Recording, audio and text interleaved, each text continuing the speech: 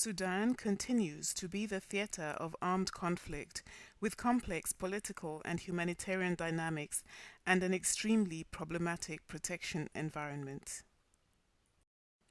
Over the past year, the Comprehensive Peace Agreement had taken center stage as the principal determinant of peace in the country. However, in recent weeks, Abyei and now southern Kordofan have erupted in armed conflict that seriously compromises the gains of the peace process and ultimately will serve only to propagate a culture of violence. As is always the case, it is ordinary people who bear the brunt of armed clashes through injury, death, and forced displacement. Such violence does not augur well for future stability in the border region or elsewhere for that matter.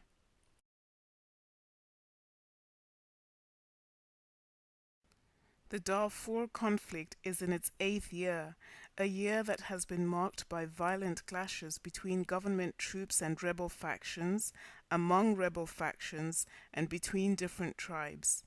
A recent Human Rights Watch report documents the intensification of the conflict over the past 6 months.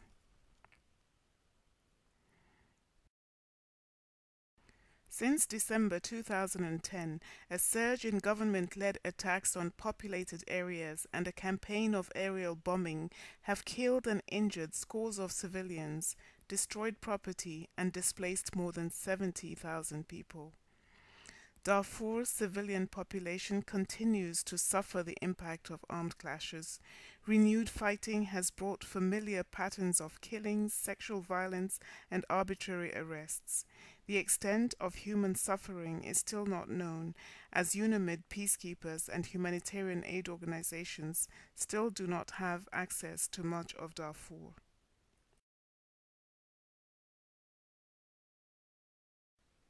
Eastern Sudan is known for the protracted situation that has left tens of thousands of refugees living in camps for up to 40 years. Another trend has emerged, that of increasing indications that the region has become a transit area for refugees and migrants. There has been a rise in trafficking and smuggling as persons from different countries in the region enter Sudan and travel to Khartoum, the Middle East, and Europe. Of utmost concern are the dangers associated with irregular travel, exposing refugees and migrants to kidnapping and extortion, as well as physical and in particular sexual violence. Khartoum's growing population of refugees faces constant risks of roundups, deportation, and refoulement due to lack of documentation. Protection risks are magnified among women and children who are vulnerable to different forms of exploitation and abuse. Urban refugees endure the same forms of hardship as the urban poor, with limited access to basic services, indeterminate legal status, and lack of meaningful economic opportunities. Internally displaced persons endure similar adversity, added to which those who originate from South Sudan are now faced with an uncertain future. There is a risk that statelessness could result after southern independence. The government of the north and the government of the south do not appear to have a common definition of who is a southern Sudanese citizen. This group may have difficulty with demonstrating clear links to either North or South Sudan and may be at risk of statelessness. Mrs. Eltom is particularly concerned about the fate of unaccompanied children. The unaccompanied children will be treated as a lawbreaker, having to face questioning and probing from police and foreign officials into their background and motives. They may be detained or imprisoned. Al-Manar is a women's non-governmental, non-profit organization in Khartoum.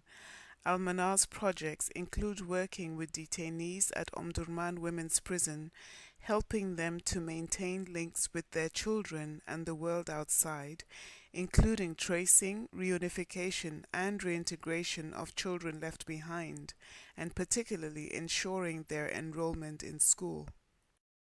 Frequently, they do not understand what is happening to them and what is their future. They feel the absence of their family, pain and loss. Al-Manar also works with the Directorate of Social Welfare of Khartoum State, which runs 3 centers for unaccompanied children. The centers accommodate a tiny proportion of the population. About 90% of unaccompanied children wander from place to place, staying on streets and near marketplaces. The challenges facing unaccompanied children upon return to South Sudan are numerous and complex. Having undergone this long journey, children that are to return home have to face yet another disruption in their lives. They must adjust once more to their homeland, many times having lost touch with it or having forgotten the language.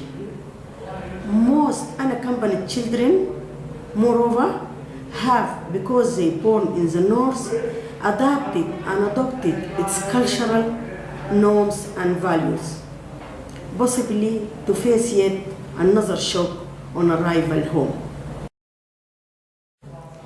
The situation of unaccompanied children needs special and urgent attention from both governments and the international community.